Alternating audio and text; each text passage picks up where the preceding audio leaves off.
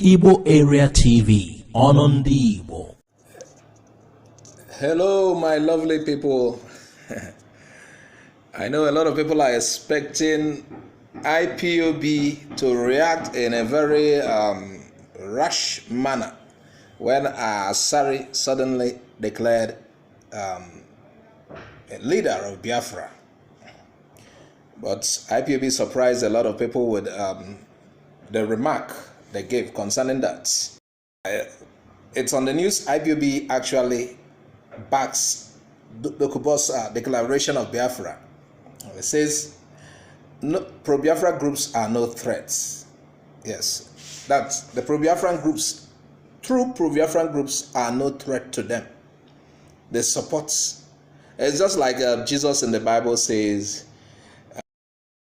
the apostles came to him and they told him, these guys are trying to do miracles in your name. They are doing this and that. They mention your name. And Jesus told them, these guys mentioning my name are for us somehow. The obvious is that there are false prophets. And even if you look at that chapter in Matthew, I can't remember the chapter, it says, both the wheat and the during the harvest, you gather everything together. Then later you separate. So, according to IPOB, Dokubo is not a threat because it's still a pro-Biafran group. So, Nnamdi Kanu on Thursday backed the formation of a Biafra government as canvassed by Dokubo, who is a Niger Delta warlord. According to Nnamdi Kanu, it's not a threat to IPOB. So Dokubo can do his thing. This is what a lot of people have been expecting for long. There could be thousands of Biafran groups, thousands of pro-Biafran groups. But what matters is purpose. The purpose. They could have different names, but the goal is Biafra. I'm so happy Nnamdi Kanu made such assertion. I've been looking forward to that for a long while. There could be many Biafran groups, but the purpose, what you want from cigarette is the smoke. Yeah. So there are many Biafran groups, but they are not a threat. Let them not be a threat to each other. Whether it's MASOB, IPOB, BNYL, Zionist movement, whatsoever, they shouldn't be a threat to others. In Biafra, it is live and let's live. Oliver said, Ibiri kaibili. So, no one should be a threat to each other. I think what I would advise them, synergy. Even if you don't agree, because just like they have different names, they have different ways of going about it. What I want from them is synergy, understanding this is the goal.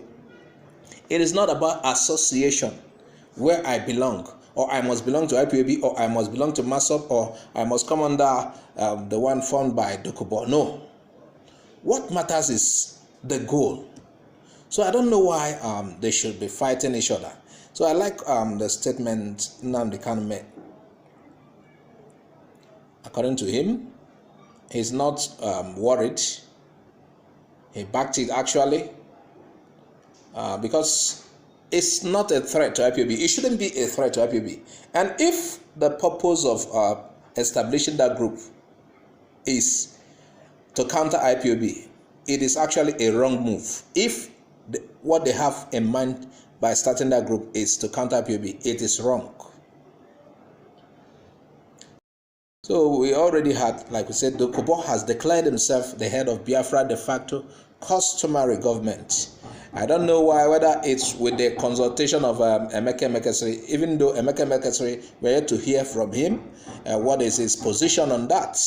Like the BNYL, Biafra Nation Youth League, said they were not consulted. I hope he also consulted Emeka Emekesiri. Or is that customary government different from the one Emeka Emekesiri is pursuing? Meanwhile, Emeka Emekesiri was mentioned as part of it. We are yet to hear from him. I will call on him to get his say on that matter. So, according to IPOB Media and Publicity Secretary, Emma Powerful. He said the leadership of IPOB has no interest whether Asari Dokubo or any other agitating group forms Biafra government or not. They are not ached by it. According to him, having several Biafra groups, just like I said, will make the work of IPOB easier. And IPOB will throw their weight behind any group that supports a Biafra freedom. Anyone can form his or her own group, but one thing is certain: let them maintain the stand to fight for Biafra freedom and independence. Just like I said, I used Jesus as an illustration here. His disciples were worried other people are trying to use him to do the same thing he's doing. And he told them those mentioning his name are actually for him. Even though nowadays there are a lot of people who are doing business. Yeah. There are a lot of people are out to do business. They have bastardized certain things. Every good thing also has imitation. I'm not trying to say Asari is imitating IPOB. No. With time we'll get to know. But what I'm saying is, let's not quickly begin to counter them and say they are not part of it. Let's allow them to thrive and let's watch. Let not dismiss them. I like what MNK said. And I think I prefer to hear from MNK than a lot of guys who say they are IPOBians. I think you IPOBians should listen to your leader. Maintain his own position. Some of the times I talk with IPOB guys, and some of them are they're not standing with what the leader said. They have their own opinions. You have to be loyal to your leader. I argued with some people last night, IPOBians, who are not okay with the leader's position. I told them your leader has seen far. He could see from afar. He understands the position he has taken. He had weighed it and realized that is the best option. So according to the speaker for IPOB, their spokesman, he said IPOB under Mazi Nnamdi Kanu is in the forefront of the struggle for Biafra actualization, and nobody can controvert that. They are not distracted by the coming of other agitation group, and they would even support anyone that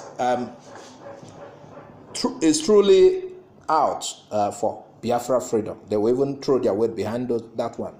That I like that comment. So it shows they are ready to synergize. If you go to southern Cameroon, you realize they have several factions in the struggle to get Ambazonia, but they are not fighting each other. And there are times they have disagreements, but they're resolved. Yes, I might not be under your group, but then our purpose is one. We are heading for same direction.